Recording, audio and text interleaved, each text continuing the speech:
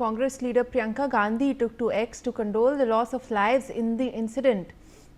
She said, and I quote, "My heart goes out to the families and loved ones of the 23 souls lost in the tragic fire at Arpora, Goa. This is an unimaginable loss. I pray for the speedy recovery of all of those injured. This tragedy demands a thorough investigation, full accountability, and measures to ensure that every safety norm is upheld to avoid such incidents in the future." शायद Ansari continues to be with us. शायद हम देख रहे हैं इस वक्त प्रियंका गांधी का भी स्टेटमेंट आ गया है और ये जो हादसा है इसके कंडोलेंसेस देने के अलावा उन्होंने इन्वेस्टिगेशन की डिमांड भी रखी है, उन्होंने अकाउंटेबिलिटी की डिमांड भी रखी है। तो इस वक्त जो ये डिमांड्स उठाई जा रही हैं, जो हम देख रहे हैं स्पेशली ऑपोजिशन के द्वारा, इसके बारे में आप हमें क्या बता सकते हैं?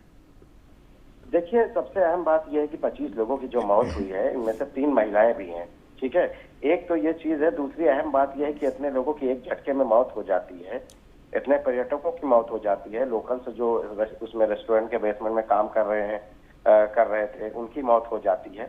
तो जाहिर सी बात है कि अब इस तरह के हालात जो है, अब इन हालात में तो सत्ताधारी पक्ष को घेरने के लिए विपक्ष तो है ही है।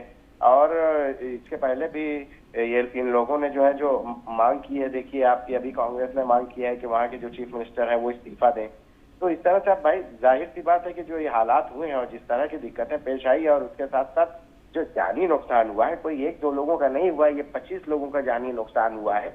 और इस नुकसान के बाद जो है एक बात तो तय हो गई है कि गोवा में जो इस तरह के पब हैं, क्लब हैं, होटल्स हैं, जो भी हैं, यहाँ पे फायर सेफ्टी के जो नियम है उनकी कैसे धज्जियां उड़ाई जा रही हैं, ये इसकी जीती जागती मिसाल है।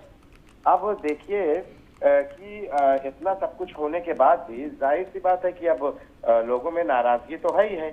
अब नाराजगी के बाद अब इस नाराजगी की वजह से हर जो है पक्ष के जो लोग हैं वो इस चीज को लेकर जो है इसे सीरियस ले रहे हैं।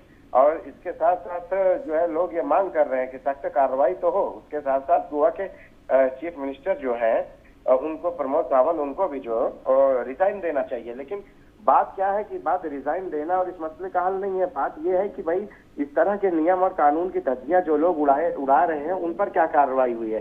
हालांकि यहाँ के जो लोकल एमएलए लोगों है उन्होंने कहा है कि हम फायर सेफ्टी जो इसका फायर ऑडिट है इसको लेकर हम सभी पूरे गोवा में इस तरह के फायर ऑडिट का जो है वो किया जाएगा ताकि आने वाले समय में इस तरह के हादसे ना हो जिसमें इतना बड़ा जानी नुकसान हुआ है। लेकिन सवाल यही है कि क्या इस तरह के जो हादसे हुए हैं इस पर पहले से अगर सख्ती बरती जाती तो होते क्या इस तरह के हादसे? तो जवाब नहीं है। अगर जो चीज किसी घटना घट जाने की बात की जाए उससे बेहतर यह है कि नियम और कानून लागू उसी वक्त किए जाएं जब से वो नियम और कानून जहाँ पे लागू होता है।